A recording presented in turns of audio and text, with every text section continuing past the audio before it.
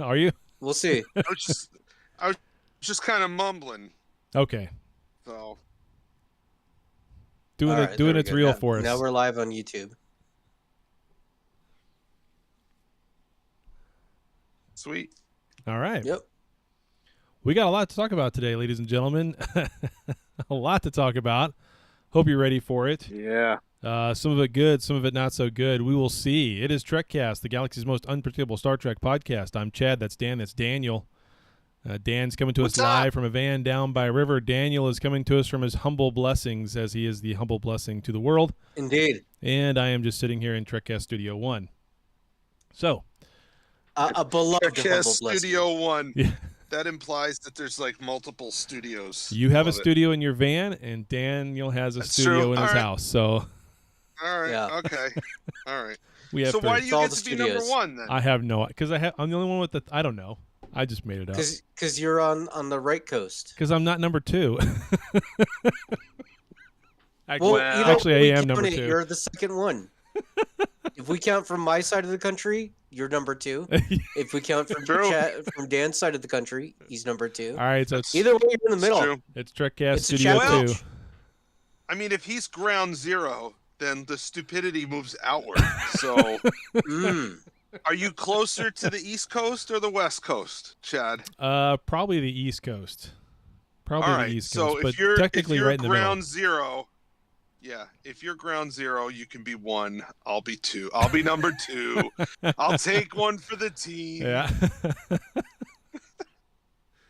It doesn't matter. It doesn't matter. It doesn't. No. It really doesn't. No.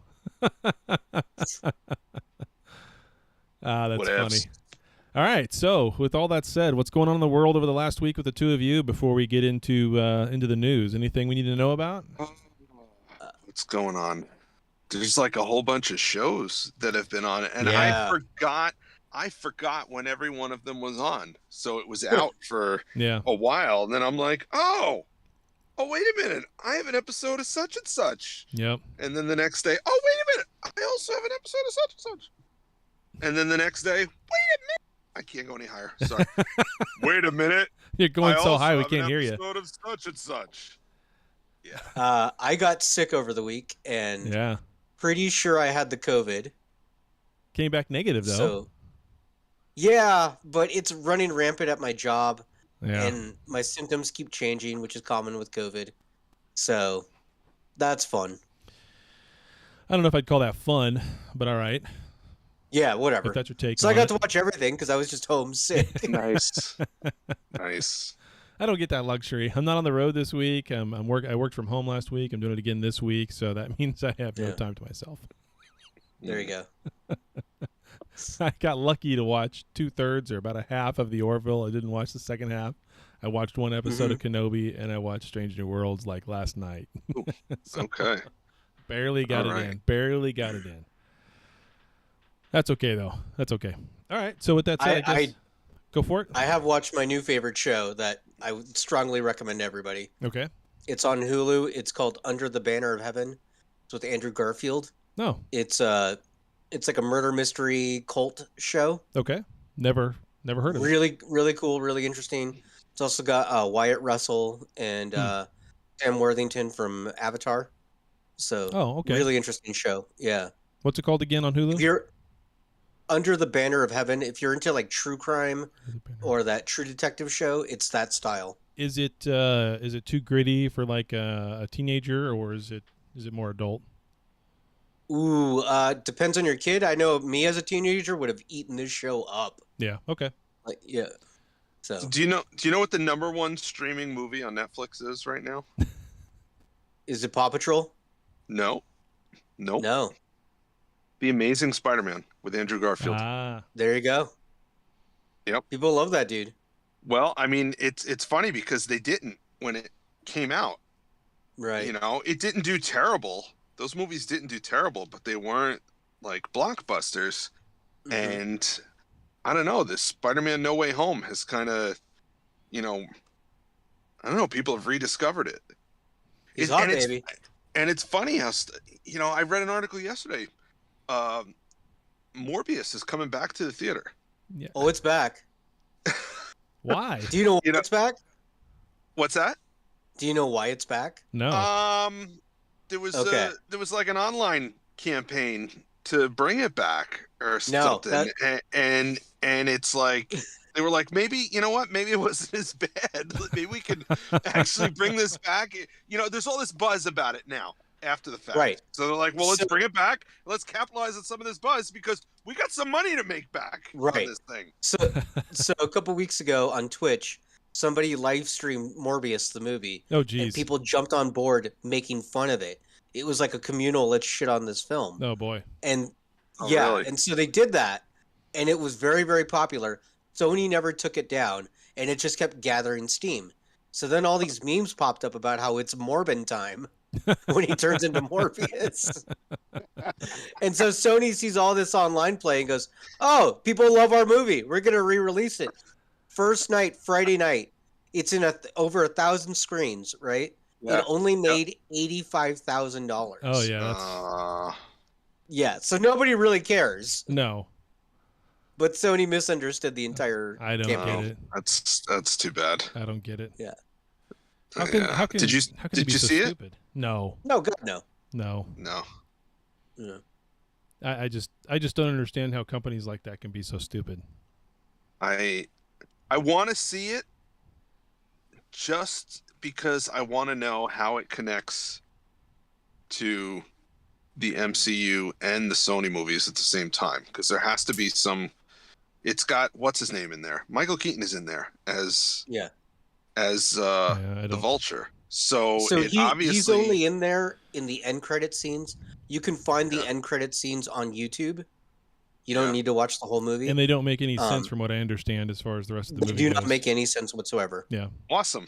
So there you Okay. go. Yeah. That's why I haven't watched Kind it. 'cause of it's just- kind of like all the Venom stuff in yeah. No Way Home. But anyway, Exactly. whatever. Yeah. Whatever. Yeah.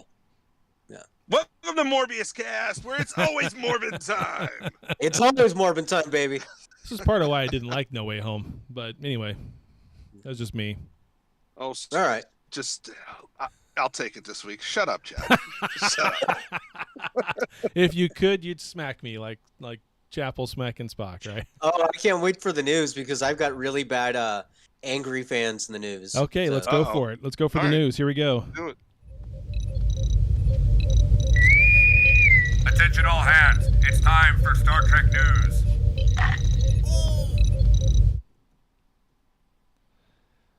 Go for it, Daniel. Yeah. So Awkward pause our there. first news He story forgets comes what to we us do. from yeah. Our first news story comes to us from themirror.co.uk, and the Mirror is a newspaper over there, and they are running an exclusive story because fans over in the UK are livid, absolutely very upset because that Star Trek Destination London was canceled. Oh yeah, But yeah, We part talked of the about this problem last is- week. yeah. Right, but it goes on. You see, you would think after a canceled event, people would get refunds. They're not getting refunds. That's bullshit. Yeah, and people have spent anywhere from 30 euros to 3,000 euros, which includes like those packages as Yeah. getting the signatures and autographs and all that. They haven't been refunded for that yet either. I mean, 30 euros. To be fair, I don't know if I'd put up a stink over that, but $3,000, yeah, I would be. Yeah, The 30, I'd be just like, Mm. whatever, bullshit, and walk away. $3,000, But- I would be driving yeah. to their house, knocking on their door, and say, "Bitch, where's my money?" well, either way, even if it's a small amount, the principle of it is pretty bad. Yeah. And, It is. yeah. And It is. a whistleblower who works with the company that put on the event has come out and said that basically Paramount decided that they don't want to do any more European events. Yeah, So that's so why this thing got canceled. I don't get that. And Huh. so that's part of the problem. I don't also- understand Paramount's stance on conventions to begin with. That's just. I could Yeah. talk about that for 10 minutes. I won't because I won't. Wait. bore everybody. This was a Paramount event, and Paramount canceled it, and Paramount is not refunding their money. So there's a company that puts on the event, Okay. but they work with Paramount to put it on. Yeah. yeah. Paramount decided we're not doing this thing and canceled it. And now in the scramble, nobody's getting refunds because nobody's taking responsibility. The company that put on the event is offering like, well, we have other events that we put on here. You can go Yeah. to those. We'll give you vouchers for those. but they're not offering refunds yet. Yeah. If Paramount gets to make the decision to cancel it, even though the person who's putting it on is the one forking out the money, and they didn't make that decision, then guess what? It's Paramount's show. Therefore, they get to pay everybody back. Because obviously some of that money that came in went to Paramount. Otherwise, they don't get a right to shut it down. So last year, they put on the event, and a lot of the Star Trek celebrities did not go because of COVID concerns. Yeah. This company still put on the event and did not offer refunds, even though a lot less of the famous people were going to be there. So this company sounds like they're just a bunch of shitheads to begin with. Right. They all are. Yeah. Nobody's good in this. No. So European fans are very upset, and I feel bad for them. What in the hell is Paramount's stance, though, with their conventions? I don't understand. I mean, anyway, it doesn't make a whole lot of sense. It just doesn't make a whole lot of sense. I can understand them saying, well, we're going to consolidate and have one show in Europe every year and one show in the U.S. every year and one show in Asia every year or something like that. Like, I could kind of understand that stance just from the logistics, the actors, the travel, the money, the time, and all of that kind of thing, right? Plus, they've got their themed cruises in January, So, I mean, you can only have these guys paying these people to go so many places so many times, right? So, and they're all basically based here in the U.S. or Canada, so they're going to be traveling overseas for the majority of it, 2/3 of it or more. So I can kind of understand the consolidation of conventions into one a year per geographic area. What I don't understand is how they're running them. So I don't get that at all. I don't get that at all. A large company like that, if you're going to do it and do it right. Don't half-ass it. Don't fuck around. Yeah, it's pretty bad. So it sucks. They're still planning to do the German one, but we'll see, I guess. Yeah, basically one per continent is what they're something like that. Well, not Antarctica. So that I have a thought then. Let's go down I'm with just the trying to think. I'm thinking, Antarctica is probably the only continent that has never had a Star Trek convention. There you go. Now that that leads me to questions like what how much over there? How much? No, yeah, the birds. That's where they make the birds. That's right. That's where they make the birds. But I'm thinking, how much does it cost to get to Antarctica? And B, how many Trekkies would you have to have in one place before it constitutes a convention?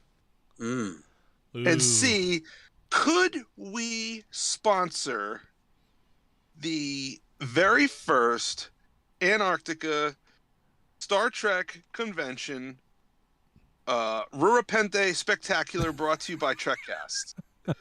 Do we call it? That's Rurapente, Guinness, yeah. That's Guinness Book stuff right there. Yeah. Right, yeah. I was gonna say we could call it Andoria, but I think Rurapente is harder to get. I think Rurapente is harder to get to and harder to leave. Oh no, you can get there very easily. It's leaving. It's the leaving part that's tough. Hotel California. Somebody look up how much it costs. Never leave. Somebody look up how much it costs to get to Antarctica. Like I'm sure it's $15,000 I just per want person or something penguins. You want Packlid penguins? Yeah. Oh, we have a Packlid review today. We do. Oh, nice. We do. Yeah. We Nice. do. It's amazing. So. All right, our next news story comes to us from trekmovie.com, and at long last, the Cisco is of Paramount Plus. Star Trek Deep Space Nine is leaving Netflix and going to Paramount Plus.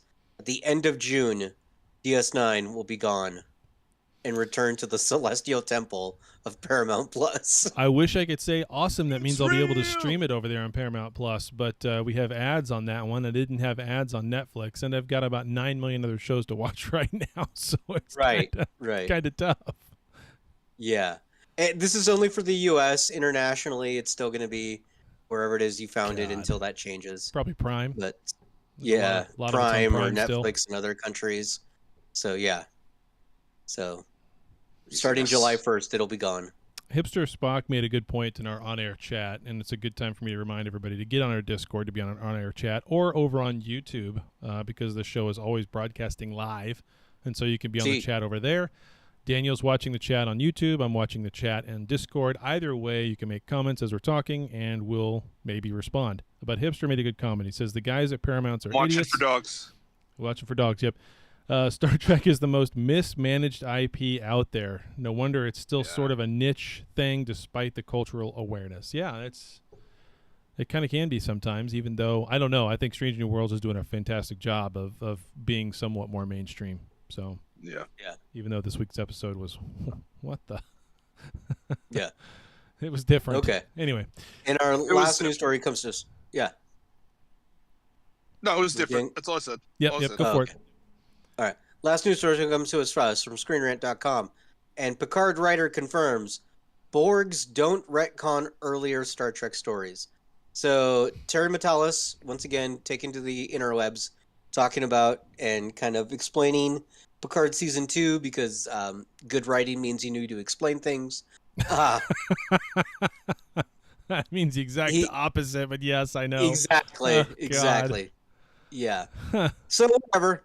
He's going out there and he's talking about how the new, kinder, gentler Borg do not get rid of all the old Borg. It's just an offshoot that is now the canon, allegedly. And they're just out there. And so there you go. Wow. Chad and I, it was in stereo sound. Yeah. Whatever. I mean, you know, if that's what they say it is, that's what it is, and there's not much we can do about it. Doesn't mean it's right. Doesn't mean it's kind of half bullshit, but whatever. I mean, they left it off with her and her little vagina ship being the guardians of whatever's coming through some new giant celestial transdimensional warp hole. So I guess we'll see if the AI bad whatever they were robots from season 1 decide to be coming through that hole at some point. Maybe that's what happen. They set up a big thing that they've never gone back to. Yeah. They've set up 2 big things now. We'll see if they go back to either one. They've set up 2 really big things. So we'll see if they drop them both. The Borgs are Mormons now. They're pacifists. So Called my parents yesterday, and I was talking to them, and I said, "Hey, what are you doing?" And my dad said, we're watching Picard." And I said, "Did you watch Strange New Worlds yet?" And he said, "No, it's on. I saw that it's on there." And I said, "All right, just turn off Picard and go watch Strange New Worlds." Yeah. Yeah. Like it so much more, I'm sure. So yeah, that's funny. So he's like, we got 2 more episodes. I'm like, all right, fine. Finish it. Yeah. That's all the news I got. All right, then we're going to barrel right into the topic. Here we go. Yeah. Maybe not. Maybe Am not. I going to do it again? You need me to do it again? Do it acoustic. Here we go. Do it acoustic. Maybe. Talking about Star Trek and this week's topic. There we go. I don't understand. Talking about the Star Trek and It's this good, Chad. week's topic. Nice. Well, let's not keep these assholes waiting. Trekcast. Now it works. There you go. Nice. It's always the first time. It feels like the first time. Okay, so we were talking about episode 5, Spock Amok. And this episode was directed by Rachel Leiterman and directed by Henry Allison Myers and Robin Wasserman. So basically, we got a little bit of number 1 and Freaky Friday in Star Trek. We did. We got Freaky Spock Friday. got boobies. Yep. Yeah. He even looked down at him at one point. I thought that was hysterical. Yeah. So I don't know. That's fascinating. Yeah, I don't know about the Freaky Friday swap with T'Pring and Spock learning about each other's lives by becoming one another. That's kind of an interesting take. And then, of course, we got number 1 and Sing trying to figure out what Enterprise Bingo is. That was hilarious, even though, for whatever reason, Una looked like and walked around like she had a board strapped to her back the whole time. I don't know. I felt like that was forced, but whatever. And then, of course, we get Nurse Chapel dumping her boyfriend at the bar, only to go flirt with Spock. So that was interesting, too. That was he's kind of yeah. I don't know.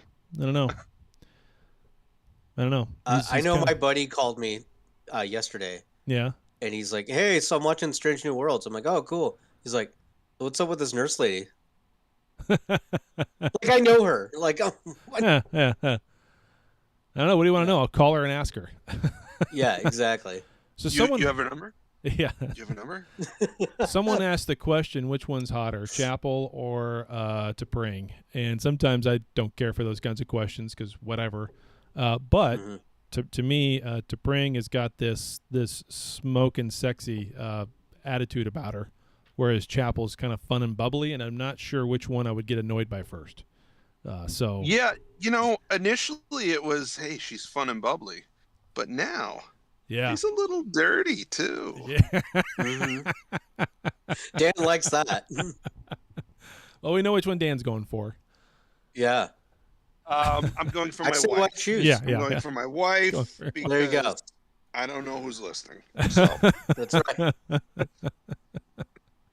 Smart man. Smart man. Yeah. You haven't been married for 24 years yet. Anyway, all right. So, yeah. ups and downs of this episode. Let's start with the Spock and T'Pring trying to find time for one I another. mean, this was just a comedy. This is all it was. It was. This was Lower Decks live action Lower Decks Yeah, almost. basically. There were parts of it that were funny. There were parts of it that were awkward. But this Yeah. relationship between Spock and T'Pring is fascinating. Obviously, we saw very little of that in TOS. And Right. we're getting a lot of backstory now that happens before TOS. What do you guys think about that? I mean, are they really It's just fine. changing the It's whole fine. thing, or are they just filling in the gaps? They've already said they're going to change canon if they need to. So And they're whatever. doing it here, it feels like to me, with this relationship. Well, there's canon and then there's implied canon. Right. When we saw her in TOS, Spock says he was betrothed to her as a child, and we kind of just assumed that he hadn't seen her in 25 years, because they were betrothed as children. But they didn't say that. They didn't say that they didn't have a relationship. Yeah. So it's not really changing canon. It's kind of reinterpreting what Yeah. we thought the canon meant, maybe. Filling in a little bit of the backstory, I suppose. Yeah. I'm fine with it. It doesn't really bother me. It's just interesting that they're either A, focusing so much on it, or B, taking it to this level. I mean, they're clearly going to get married at this point. Why does it take 10 years, 5 years, 6 years, 7 years to do it? Is it just because of their time? They've obviously both got a fairly demanding, only they can do it kind of thing. And they learned that about each other during this episode. So there's parts of that were good. And of course, it was hysterical when T'Pring looks down at, or Spock looks down at his boobs and T'Pring's body, and it's just fascinating. So I watched the Will Wheaton show. Yeah. Yeah. And they interviewed both these guys, Spock and T'Pring. Mm. And they talked about basically playing each other. And one of the things they talked about was, and I didn't notice it until I watched it again, that Spock tends to put his hands behind his back, like that's how he rests. So T'Pring puts her hands in front of her, very kind of dainty like. Well, when they switch, they change those mannerisms. Yep, I did that was notice one of the tells. Yeah. Yeah. Thought that was they good. also hung out a lot, and Ethan Peck offered to come and hang out on set on his day off to kind of coach her in what Spock would do on her scenes by herself. So I thought that was funny. Yeah.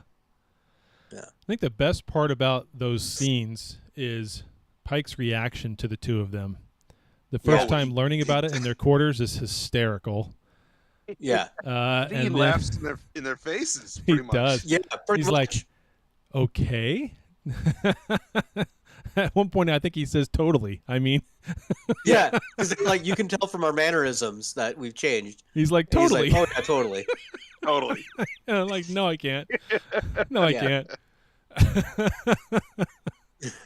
I like how he steps in too during the negotiations, which is another thing that's happening in the backgrounds of this episode. Yeah. Is the negotiations with a whole new race that we haven't seen before, that they're trying to get to enter the Federation instead of going to the Romulans or the Klingons. And I thought that race was very interesting, and kind of had a very interesting negotiation tactic as well. So Yeah. they were the I like exact that they opposite had of absolute light candor. sail boat. Yeah, the light sail was cool. Yeah, they're the exact opposite of absolute candor. Instead, they're absolute. Not emphasis. Mirroring. No, it's empathetic. Absolute empathy. Yeah. Absolute empathy, and Pike figures that out. I thought that was kind of fun. I thought that was funny. Yeah. Which again, it seems like every episode there's a scene where someone's like, "Oh no, if we do that, that's going to be really, really bad," and Pike's like, "Yep, we're doing that."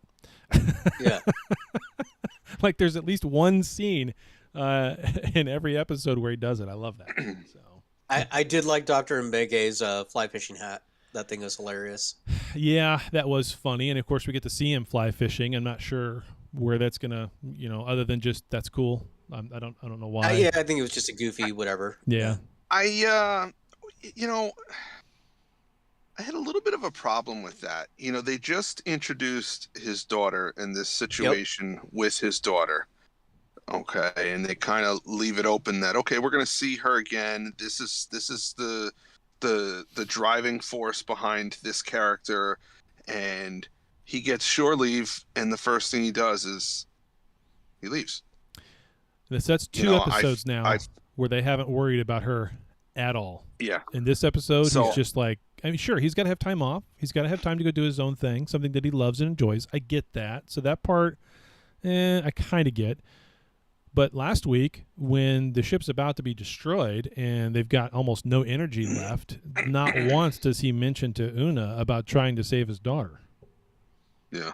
Right. So I don't know. There's a little bit of a disconnect there where I think they've set up a problem and then walked away from it, maybe to come back to it at some point. Well, we'll see. Yeah, you're right, Chaz. You could have time off. Now, Hipster Spock did mention something about this T'Pring and Spock thing that I wasn't sure if it was right or not. But in a mock time, Chapel had no idea who T'Pring was in TOS. So that's a bit of retconning that they've already changed. I knew there's got to be more to it than that. I have to go back and watch that episode. I know there's got to be at least 2 or 3 things that they've changed now just with this episode, which, whatever, it's fine. I still think that Paramount's ultimate goal here, the reason they're making Strange New Worlds that comes before Kirk, is because they just want to completely reboot that entire series and redo it again. I honestly think that's where they're going with all this. So this was the first episode I thought it would be kind of interesting if they brought back Zachary Quinto, and you know how they had Leonard Nimoy talk to his Spock? Yeah. If now they had Zachary Quinto talk to this new Spock at some point, like a Spock handoff at some. Well, you could always have. Obviously, there's different timelines. There's alternate universes. There's a mirror universe. There's different dimensions. So Right. I mean, you could do it at some point. Spock's Multiverse of Madness. There you go. If they're gonna start changing all this canon, then I feel like they went in the wrong direction. I feel like they should have continued the JJ era movies in a television series and recast everybody if you have to. If it costs too much, recast everybody. I mean, they've done half of it here already. Right. They've got a new Spock, they've got a new Uhura. Yeah. They could have done that.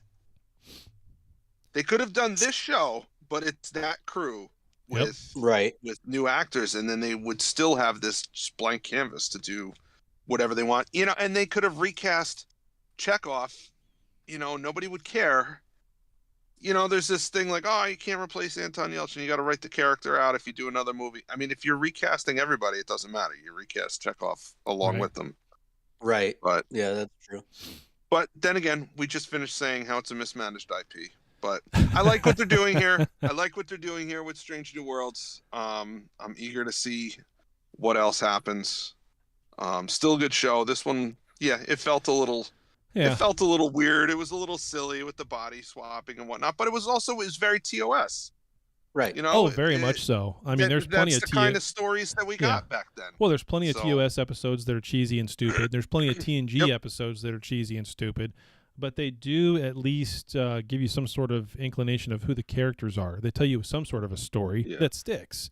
And that's exactly what they did with this episode. You can call it a filler episode if you want. You can call it a character building episode only.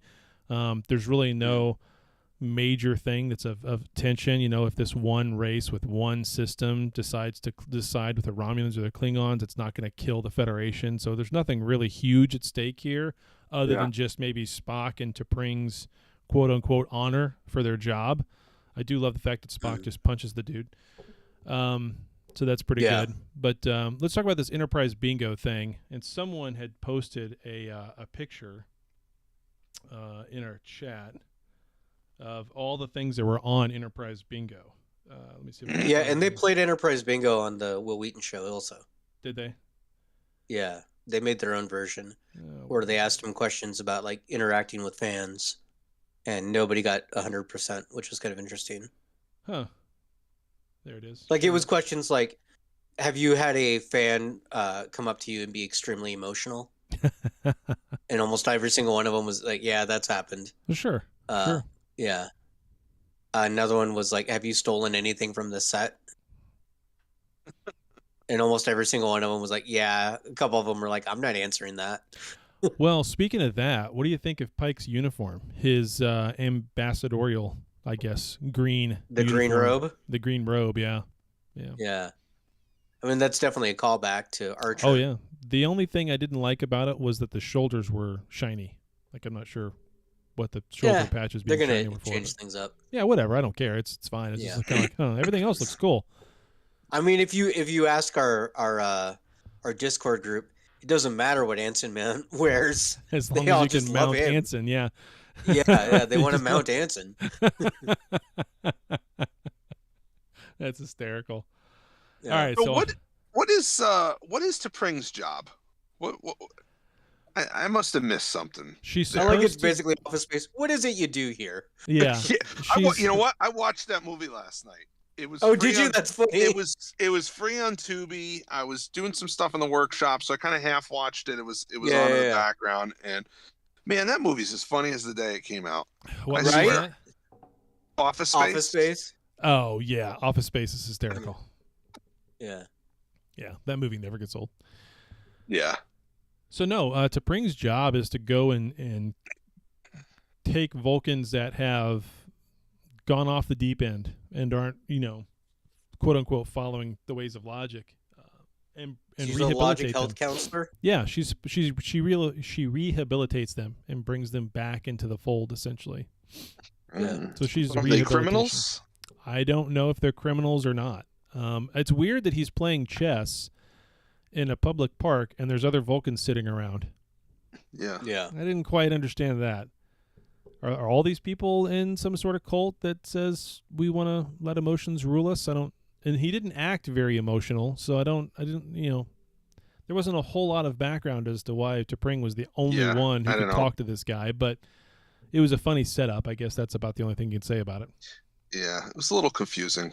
Yeah. It's like if these are criminals, okay, Spock punches him across the mouth and drags him back. I'm gonna get you some logic with you, right? Now he's reformed. He got punched in the face and he's reformed. But if they're not, I mean, what are you doing punching this guy and dragging him off and forcing some logic down his throat? So I don't know. I was just a little confused. Well, the Vulcans are very repressive. I mean, if you're not. Yeah, they feel things. They just don't like to admit it. Well, no, what I'm saying is as a Vulcan, in Vulcan society, if you aren't doing what's expected of you, then we're going to correct that thinking or you're dead or something. Oh, They're very... Okay, so hold on a minute then. Then let's make a fair comparison. Uh-huh. Then T'Pring's job is, to put it in 2022 parlance, T'Pring's job is to drive around the country, find homosexuals, and force them into conversion therapy. Jeez, I wasn't going to go there. I was just going to say she was a woke scold. But if that's what it is, then that's essentially what she's doing, and then that's what Spock did. Yeah. Spock in her body just found some homosexual, punched him in the face, and said, "No. you're going to be straight whether you like it or not.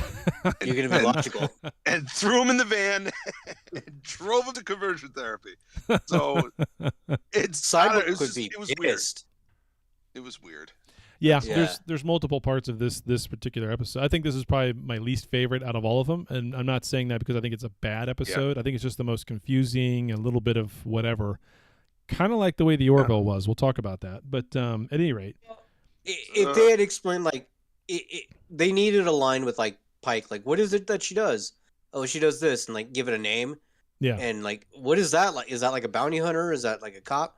Oh, there's no human equivalent. It's They could do it, but they have to have a scene of him go, oh, phew, I thought she was driving around the country throwing homos in the back of the van, taking them to conversion therapy. I'm glad you explained it to me, Spock. yeah. Right. Yeah. All right, so Enterprise Bingo. Yeah. There's 10 of them on the list. You have to Okay. complete all of them without getting caught in order to win Enterprise Bingo. So the first one is use a transporter to reflavor gum. I had never, ever thought of that. I thought that scene was hysterical. I thought that was good. funny. So I don't know how that works because it reconstitutes matter as it is. It doesn't add the sugar back in, but okay. Phaser stun duel. That was kind of funny. The awkward thing was the turbo lift 2-floor shout challenge. Like they literally have to yell at each other. That just seems so out of character for the two of them. It was kind of awkward. Set the universal translator to Andorian. Gravity boot hang challenge. They didn't show that. That would have been funny. Medical tricorder challenge. Vulcan Marupal. I don't know what the hell that means. Marupial. Marupial. I don't know. What does that mean? Someone have to explain it to me. Marsupial? Are Vulcans marsupials? Do they have a pouch? They grow a pouch and then give birth to a Vulcan out of it. Yeah, I don't know. And feed it from their teat. I would is love just to a see Joey. that part. Now we're talking about boobies. Okay, so the next one is food replicator challenge. A Dorian fillet. I don't know. Maybe some gross Filet? food. No, it looks like Filit. So they mispronounced or misspelt fillet just to make it look like it was a Dorian word, I guess. I don't know. It's probably a pufferfish. If you don't prepare it right, it kills you. Sneak a tribble into the transporter buffer. Okay, that would have been hysterical and could have been a great setup for Mbinga with the issue with his daughter. That could have been a huge. So they could that'd be a good episode right there all by itself. Sit in the captain's chair. Okay, they've both done that, so whatever. Yeah. And then, of course, the EV suit challenge, unsanctioned spacewalk, which they do inside of a force field to sign the Scorch, the one piece of plating that's out there. That's the controversial part of it to me, is when they go out there and sign that panel out on the edge of the decking. So that now everybody else who goes out there sees that the number one and the security chief both went out there and broke the rules as well. So therefore, it must be perfectly fine to do Enterprise Bingo. So they've just now told everyone this is okay. I don't know. I mean, they're literally the only ones on the ship, right? Right. So the first officer is the acting captain, and the security chief is the acting first officer. There's literally nothing they could do on that ship that's not authorized at that point. Yeah. Because they're the ones that are authorizing it. Sure. But I think it's funnier to, like, you go out, you're the next one to do Enterprise Bingo. You go out there and you go, oh, holy shit, she knows that we do this? Yeah, that's true. That's true. A long time ago, I read an article where they describe Star Trek as the most nerdy show because all it is about a bunch of dorks following the rules. And now here we are, guys on the internet, getting mad that the dorks aren't following the rules. So, whatever, man. Like, whatever. I get what you're saying. Like, it's cool. Whatever. Hipster says that it describes this episode like this. He says it's an episode where you unplug your brain and enjoy the spectacle. Disco would never do this. And you're right. Disco would never do this. So that's a good point.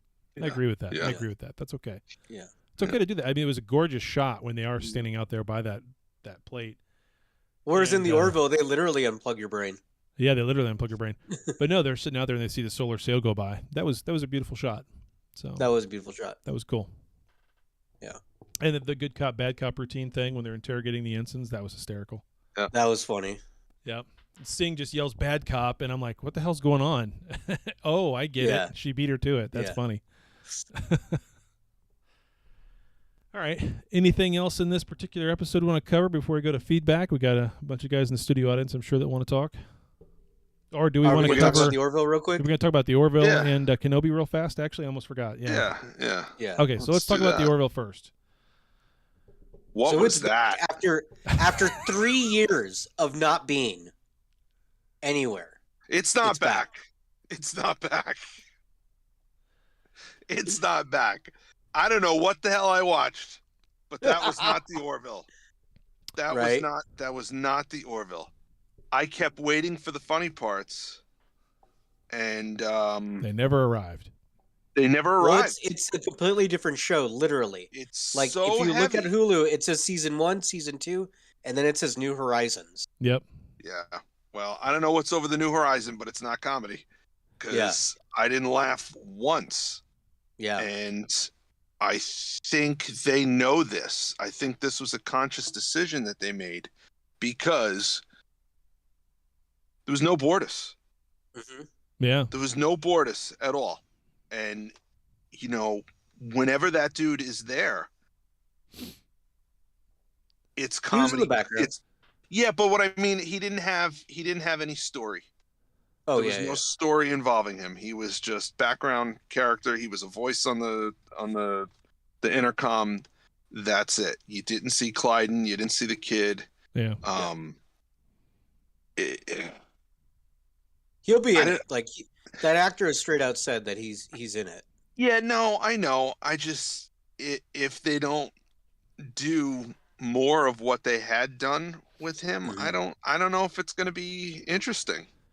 Yeah. I don't know. They're going to stick with the very heavy themes and not have any funny bits in it at all, then this is straight up knock off TNG with no fun. Yeah. Well, that and I think that's maybe what they wanted from the beginning. Well, here's the thing. I think they're missing the mark if they do that. I enjoyed the first 2 seasons of this show.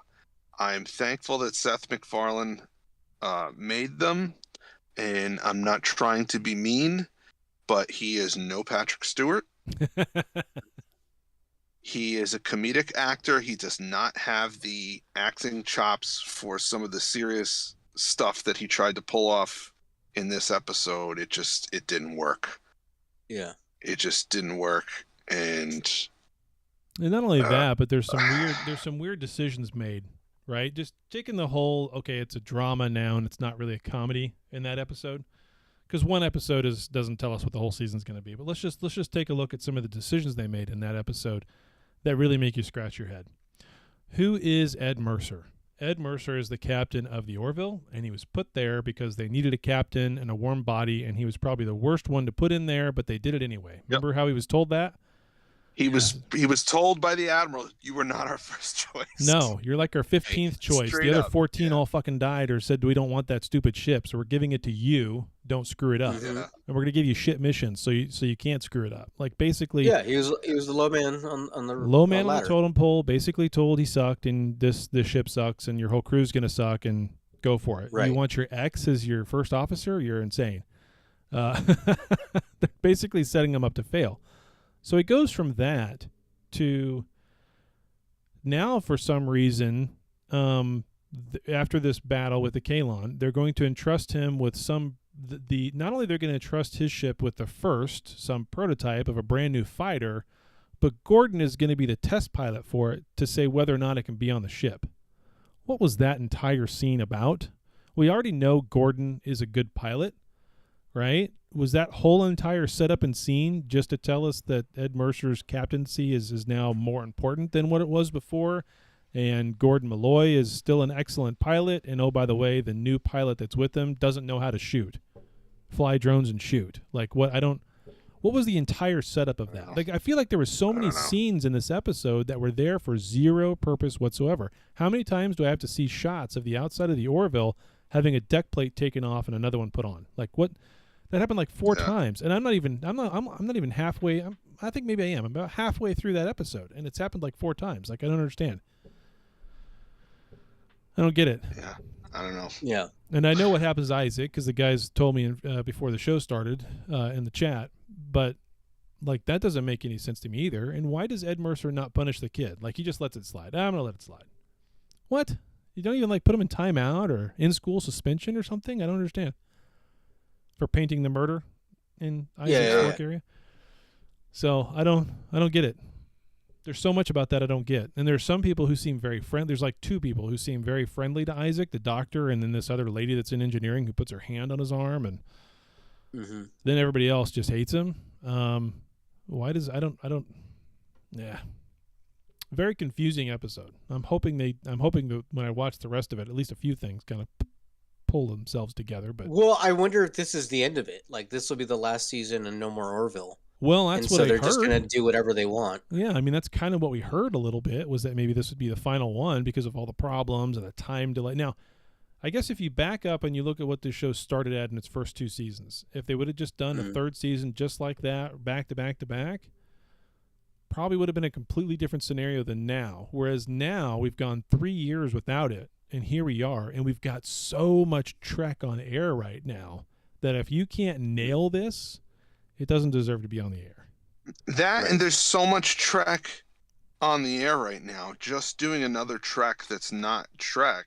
Yeah, that's what I mean. We don't need that. You had your thing. Your thing was it was Trek Light with comedy, and you did that well. Do that. Yeah, it was Lower Decks before Lower Decks. Exactly. I mean, it was more serious than it was more serious. Yeah. They had a good mix. It was more serious than Lower. I've talked about it before. My favorite episode ever of the Orville was the one where Gordon uses the cell phone to create a girlfriend on the holodeck. Yes. Okay, great episode. It was a serious episode. It was with about lots of funny, but it was about addiction and being addicted to social media and the internet and addicted to our phones and whatnot. And the B plot was Gordon and Clyde and smoking cigarettes for 44 minutes. Okay, so just smoking was the best. Yes. So you can do both. You can do both. Yeah. And not to put too fine a point on it, but you have to do both, because if you don't do both, you're just another sci-fi show trying to be Star Trek, and it doesn't work. It doesn't work right now, especially with Strange New Worlds doing Star Trek, what I call spot on. Yeah. So I'm hoping that this was like, to put it in Trek terms, the season premiere, classic Trek, and when I say classic Trek, I mean TNG era, because there's the most of that. Right. The season premiere was tightening up and finishing off the storyline from last year, and then season 2, episode 2 of the new season always kind of showed you, okay, this is where we're headed for the rest of the season. Right. So I'm hoping maybe it's a similar situation here, that we have to address these issues from last season. Okay, they're done. We addressed them. Let's go have some fun and do season 3. I hope that's what's going on. I hope. I do like the look change. The ship looks different. It's not the same uniform color gray. You can actually see paneling on it. I do like that. That also emphasizes that it's been rebuilt, so I kind of like that. I do like the new shuttles. I think the fighter concept. Yeah, I think the fighter concept is kind of interesting. I'm not sure why it's not a drone, but whatever. So I mean, it's different. I mean, they could do some different things with it now that they couldn't do before. They got a Delta Flyer. Yeah, they got a Delta. They got a miniature Delta. Well, their shuttles look like Delta Flyers now. Right. So, and then they got the little fighter. But so, I mean, there's a setup there, I suppose, for some interesting things down the road. It's just the whole episode feels very clunky to me so far. So yeah, it is what it is. Okay. Yeah. Anything else about the Orville? That was a really quick one. No, but let's then go again, through Kenobi real quick. I think all three of us kind of agree that was a weird first episode, right? I think I liked it better than nice. you guys, but it was fine. Yeah. I think it was nice that the first thing they did was acknowledge the loss of Norm Macdonald. Yeah. So hopefully they're able to work his absence into the story somehow. Yeah, because he was in an EV suit there at one point. Yep. Yeah. Oh, no. Well, I had read that he recorded a lot of his lines, so Mhm. like Yeah. he might be in a lot of the season. Might be. Yeah. Might be. Yeah. All right, so let's talk about Kenobi. I've watched the first episode. Haven't watched any more. Okay. That's all the farther I've gotten. You can spoil it Oh, then for all you yeah. want. That's fine. I don't care. We can go all the way out to whatever the latest one is if you want to. Doesn't matter to me. They're up to episode 3 right now. Yep. It's really good. It's a lot of fun. The only thing I saw on the internet so far is that people are a little upset about it, as if they've kind of done a Rise of Skywalker like screw up with it, but I don't know what that would be. The first episode I thought was great. I enjoyed it. Yeah, I think some of it doesn't fit in canon with what they've done, like in some of the cartoons. But whatever. Oh well, forget the that cartoons. was bound to happen. Yeah, forget the cartoons. Yeah. They're cartoons. Yeah. Canon in, not canon out. It's a cartoon. Yeah. Yeah. So it's fun. It's really cool. I like that Hayden Christensen is back. That's him walking around in the suit. oh, good. Look forward Yeah. to seeing that. That'll be fun. Yeah. Yeah. Yeah. So when they hitch the ride with the guy on Oh, that yeah. planet. Yeah. With Zach Braff. So they literally got in a pickup truck with a flag mounted on the back of it. Yeah. I did see a clip of that. Yeah. Like, all right. And then the driver is like, I love the Empire. I think it's great having the Empire around. I think people should follow the laws and pay their taxes and go to work. Oh my God. Yeah. Yeah. There is a way to It look was at the interesting. Jedi for who they were before the fall. To be fair, Dan, I do hear that a lot over here. Yeah. I know. There is a way, though, to look at the Jedi before their fall and look at what they were doing and how they were doing it and wonder if they really were truly the good guys. Not saying that the Sith are not the bad guys, because they clearly are. But Mhm. there are sometimes with some of the things in the prequels with the Jedi where I kind of shook my head a little bit and said, these are the good guys? They talk about Yeah. some of these things. If you've only seen the first episode, later on a little bit, Obi-Wan talks about he has a brother. Oh, shit. Yeah. Okay. He has Yeah. a brother, and he his name has Sybok? memories of.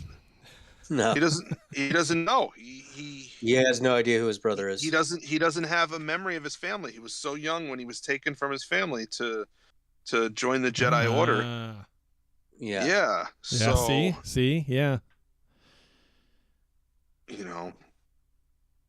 that's not cool. No. Yeah. Just taking kids from their family to train them to be, space warlocks is I don't know. Space warlocks with lights with Space warlocks. Yeah. light knives. Yeah. Knives, Yeah. swords made of light. Yep. Yeah. And stuff like this kind of, it just reminds me what an absolute shit show the sequel trilogy is, and Yeah.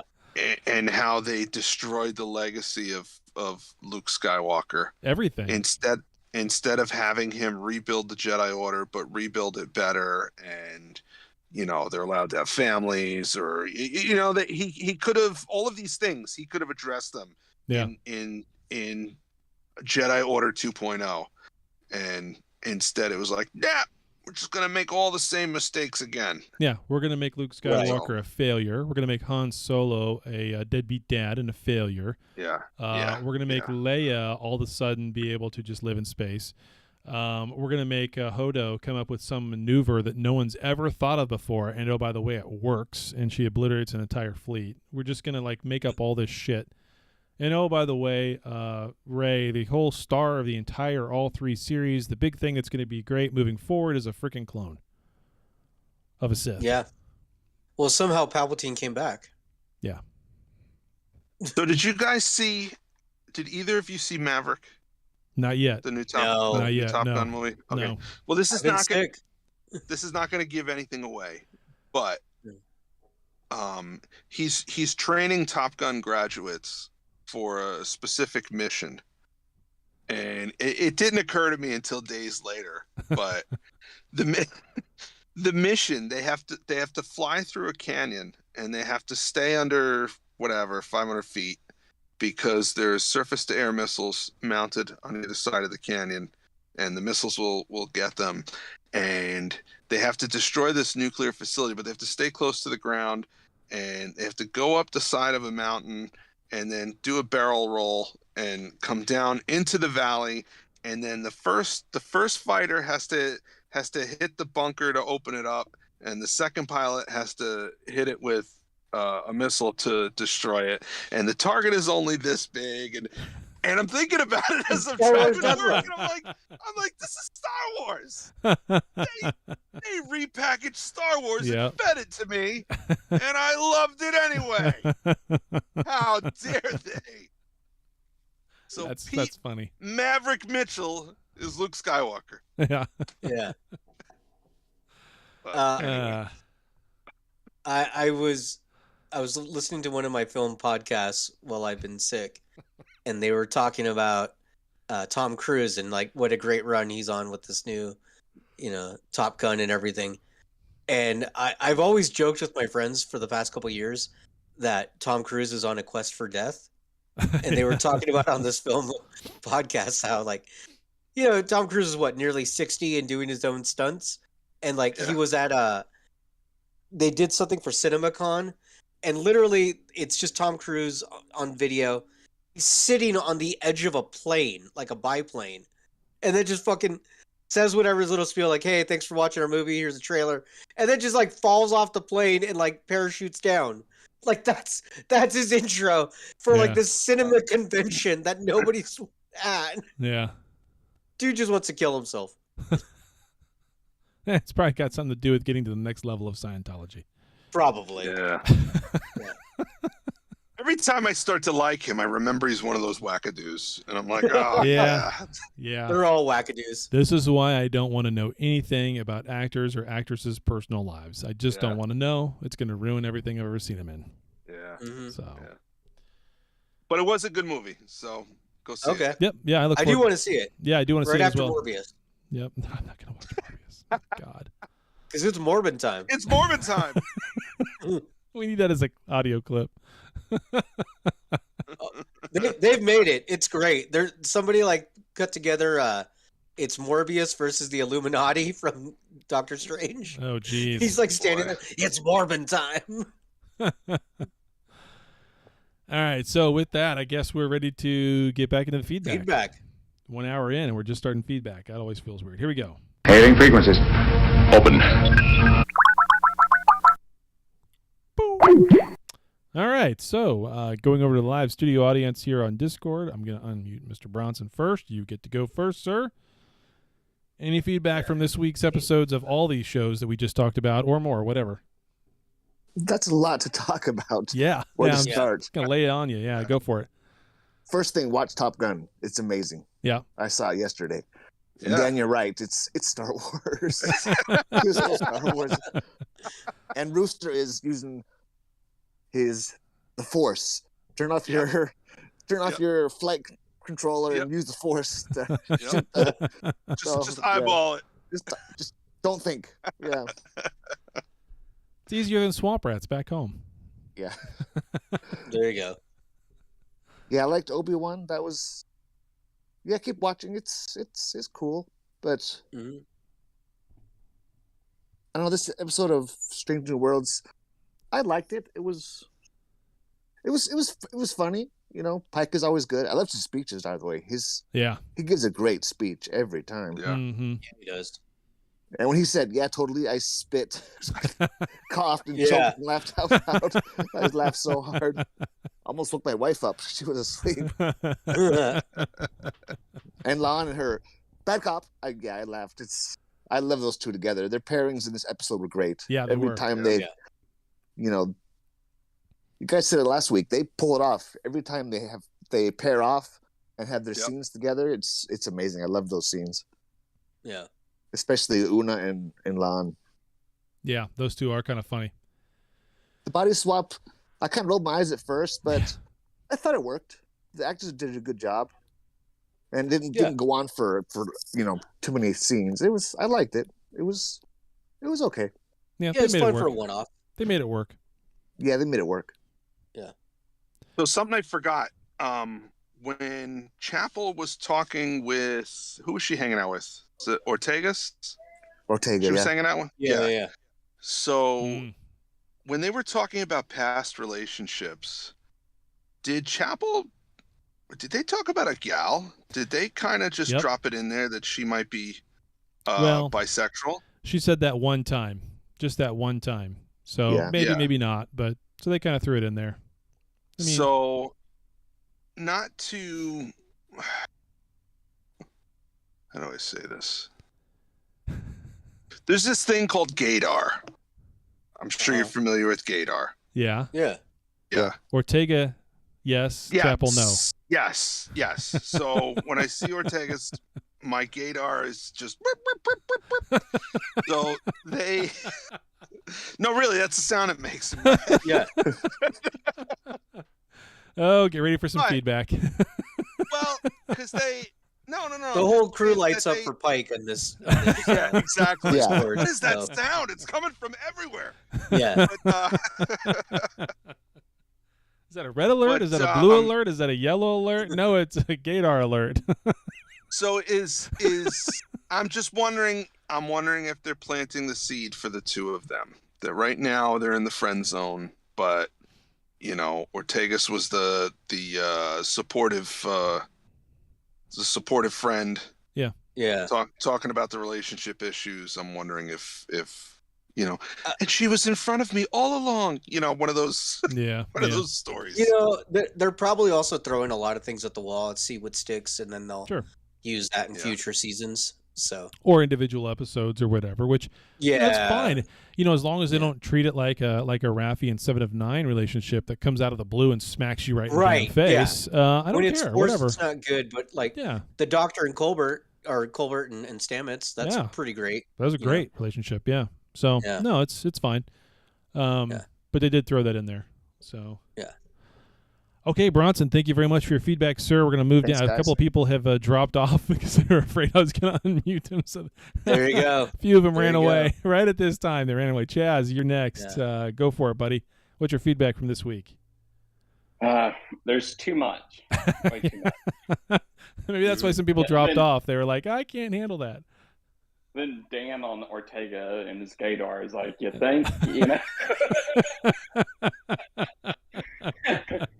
Sorry. It's like my cousin Kim, like when she came out, and it's like, well, yeah, we kind of knew. That's funny. But this week's episode was more like a bottle episode. It was just kind of didn't spend much on effects or anything, right? And kind of get to know the crew. Yeah, which is fine. It's great. Yeah, that's all I liked about it. And the body swap thing, it was all right. I really liked Una and Singh. That was probably my favorite parts. Mm-hmm. Was them just walking around the ship. The good cop, bad cop part just cracked me up. Yep. Or that one lady's just crying and she's breaking her. And the other one's laughing. Yeah.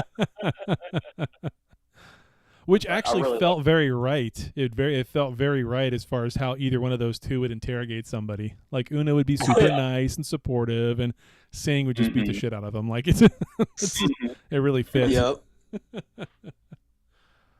And I actually like their characters. And where was Himmer this week? That's what I was going to bring up. Good point. He wasn't there. I didn't think about that, but you're right. I was like, where was Himmer? Like, what was he doing? What was his shore leave like? And Uhura didn't really get a shore leave either. She was in the negotiations, so she didn't really get a shore leave. Yeah, that's true. She didn't.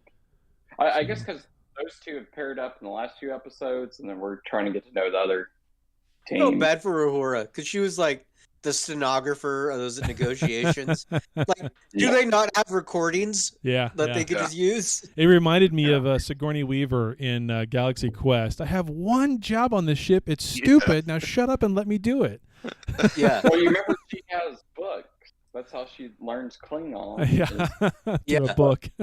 She likes things written down. Yeah, she does. That's funny. we got to stick to canon there. And that's why You know what? That's a good point. Leave it alone. Yeah. Yeah, just leave it alone, and we'll let her go be about her business. So There you go. and then the Orville, I think the problem with the Orville is we had 3 years gap, 2019 to 2022. That's too much of a gap. I had no idea what happened on season 2, really, because I didn't rewatch it. Mhm. And they're trying to do Best of Both Worlds plus family together on this episode. Right. And that's the thing, is they're dealing with the PTSD of the war and all that, and it's almost kind of like when Picard met Cisco, and Cisco gave him the cold shoulder because what Picard did is Locutus and blew up a ship. Yeah. And it kind of makes sense. Right. Because But the there's Charlie character, she, you could understand her feelings. Yeah. But there's a huge disconnect there in terms of time.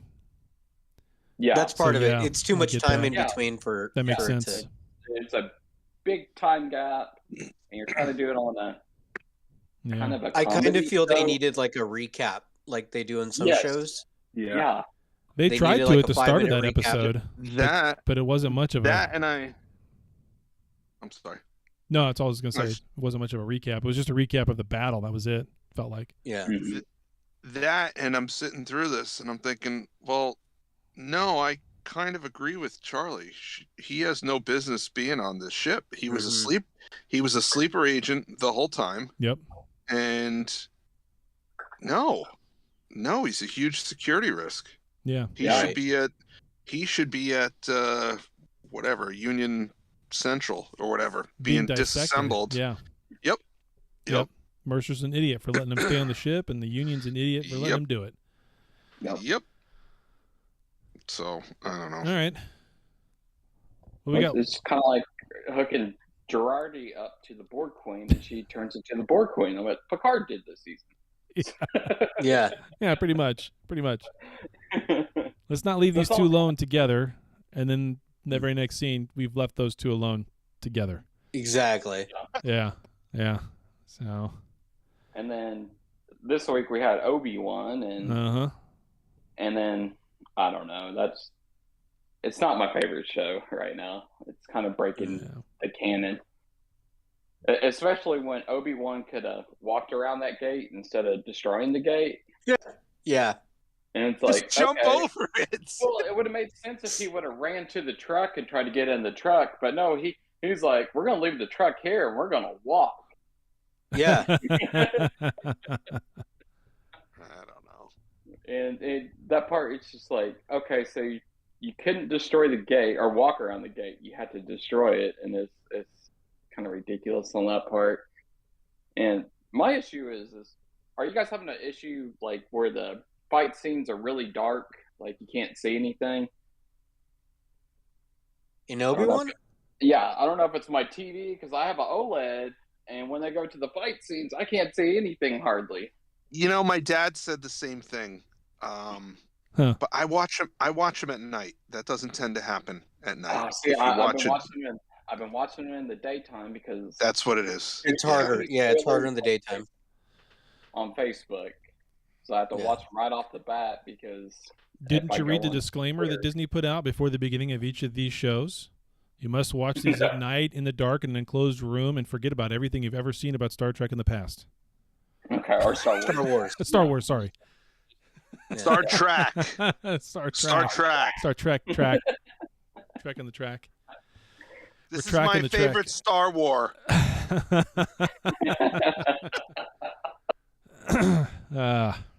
It's like going to Walmart. So Walmart's. Call Everybody those loves Wally Walmart. Worlds. yeah, Call Walmart, Wally World, and I call Target Target. Oh, everybody calls it Target. Target, yeah. Yeah. But Obi-Wan, I don't know. When he meets up with Vader, you want him, like, that scene on the Death Star meant so much. When he's like, when he says that line, it's been a long time, my friend, blah, blah, blah, and then they fight each other. And I kind of wish they didn't see each other this season. Mm. Like, maybe Vader gets there too late and Obi-Wan, runs away. I'd rather have a chase that That'd be way. an interesting setup where they just never see each other because one's there or before the other, or one leaves before the other. That'd be interesting. But I think everybody's wanting that fight at some point.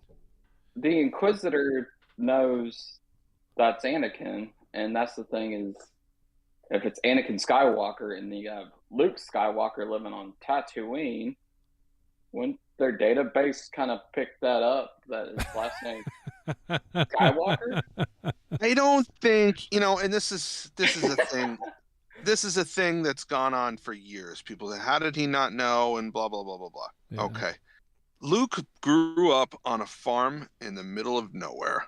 Mm-hmm. You don't even know that he's ever been to school. Well, he said he's Right. going to join the academy, and he was almost thinking about joining the Empire in a way. Well, he wants to go to the academy, and I want to transmit my application, which means that it hasn't been transmitted yet, and Uncle Owen is dragging his feet on that because I don't want you putting something on file with the government, because then they're going to know who you are. Yeah. You watch it thinking, this asshole, he wants this kid to spend his life there bringing in the harvest. But in reality, he's protecting him. No, stay here. It's safe here. Nobody knows who you are.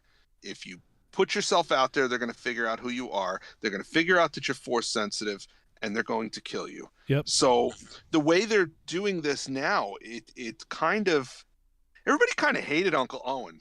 Yeah. Back in the And now day. you understand him. And now you understand him. Yeah, and now you understand That him. part's that good. he- Yeah. That part's good. like that line where Ben says to him, we talked about this. When he's old enough, he needs to be trained. Oh, like he trained his father? That was a good line. Yeah. That was a good line. And see, that's the other thing is with Obi-Wan. So he's a failure at training Anakin, and then he's a failure at training Luke because Luke gave up. So he trained two quitters. Yeah. Because it's like, okay, so like when you get the new trilogy and you see what happens there, and you're like, Luke gives up, and you're like, I don't know, that new trilogy just ruined Star Wars. I wish there was a way they could just wipe it away. Retcon it, just like. I mean, they can. They can. won't. They wiped away. They wiped away 40 years of books and comic books and stuff. Mm-hmm. I mean, if they wanted to, they could just. Yeah. They'll do this. They'll do the wipe, like all the Star Wars movies when they change. They'll just come across the screen, and it's like it never happened. I don't think they'll do that. So I don't at one either, point but when they I was should. sick, Yeah. at one point when I was sick, I fell asleep on the couch and had YouTube playing. Like YouTube's keep playing stuff.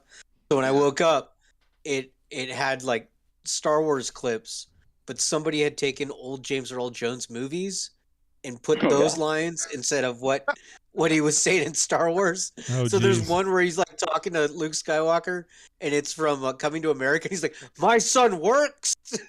I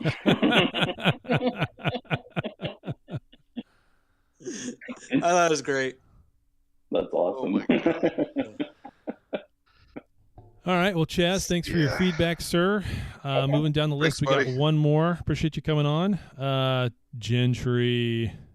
There we go. Gentry's in the house. What's up, man?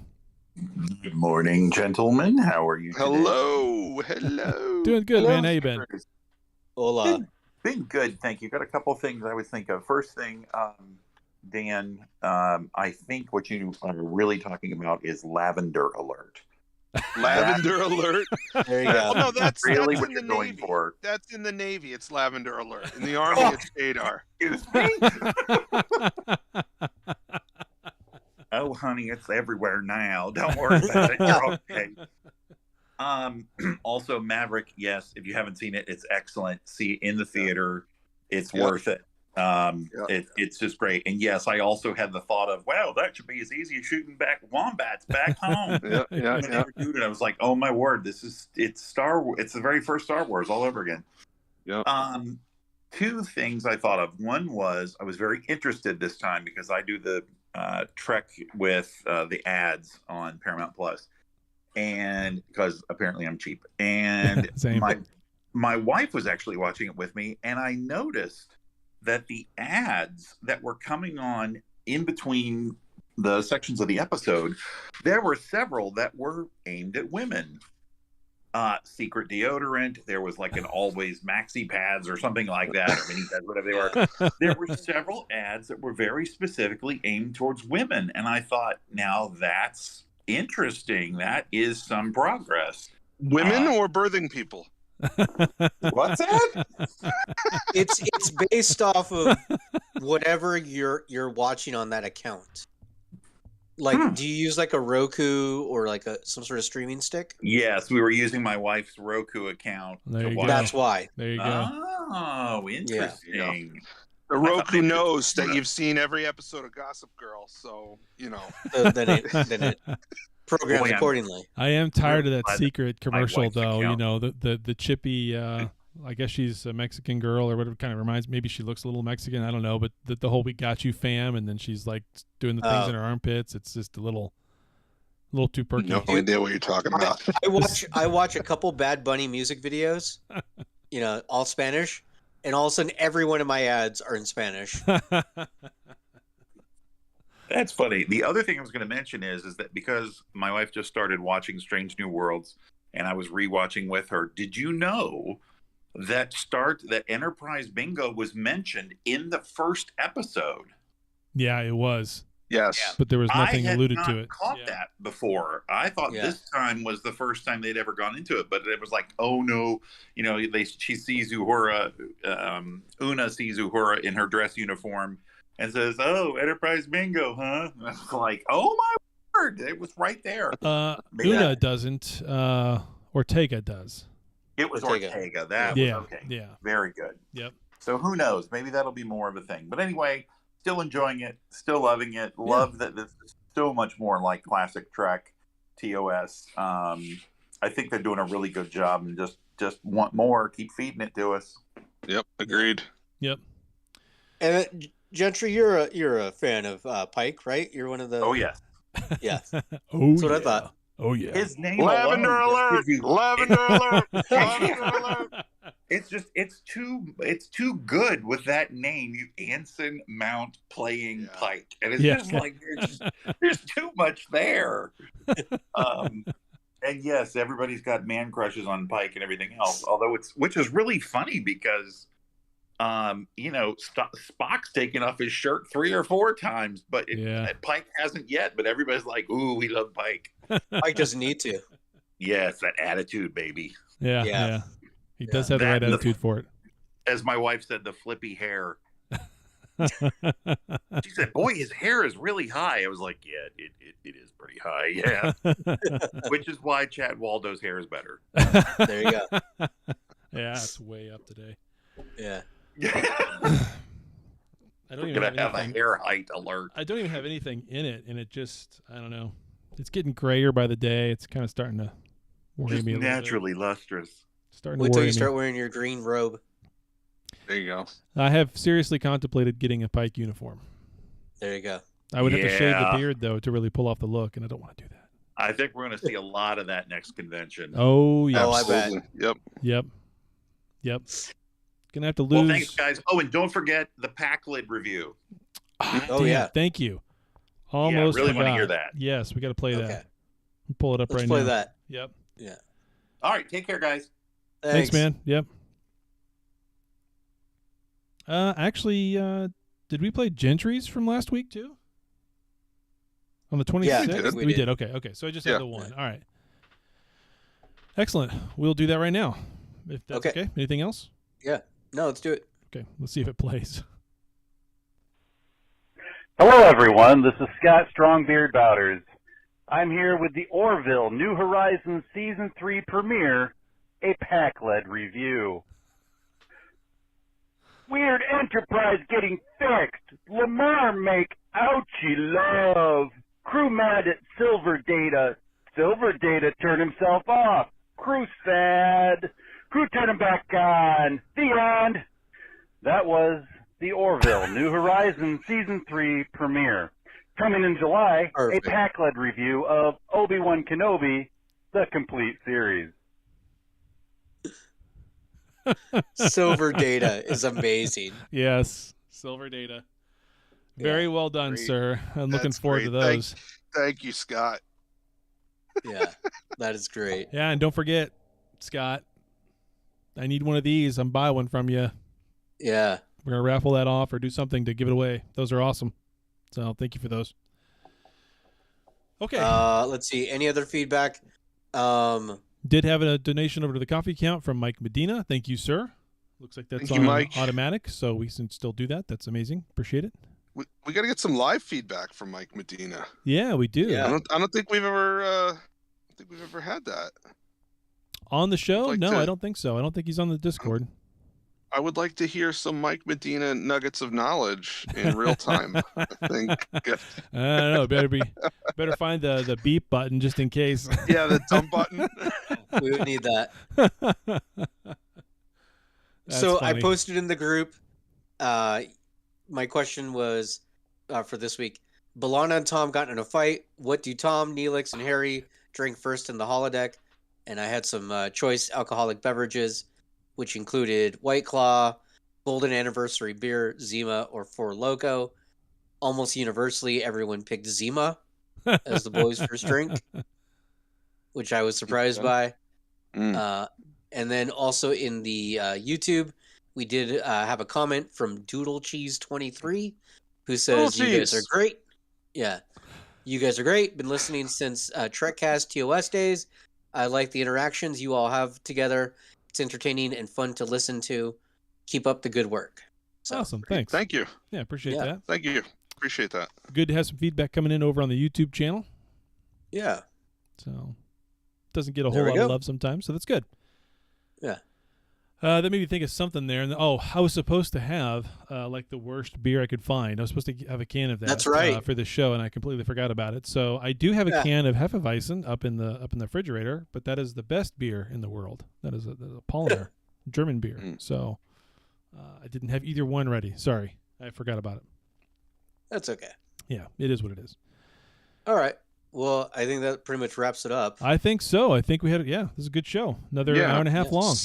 Good job. So we appreciate the live feedback. We appreciate the voicemails. If you'd like to leave us a voicemail, you can call us at 1-816-287-0448.